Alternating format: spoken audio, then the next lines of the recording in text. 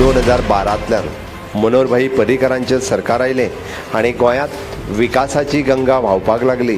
ती 2014त ताका आनीक बुश्ट दिलो. म्हाका कोणाचेरूच टिका करपाचें ना. बरेचशे फावटी हांव कित्याक हें सांगतां तर लोकांक कळपाक जाय. लोकांक ह्या सरकारांत, कारण आमी विकासाचें राजकारण करता, आमकां जातीचें राजकारण करपाचें ना. आमकां लोकां मदीं भेदभाव करून राजकारण करपाचें ना.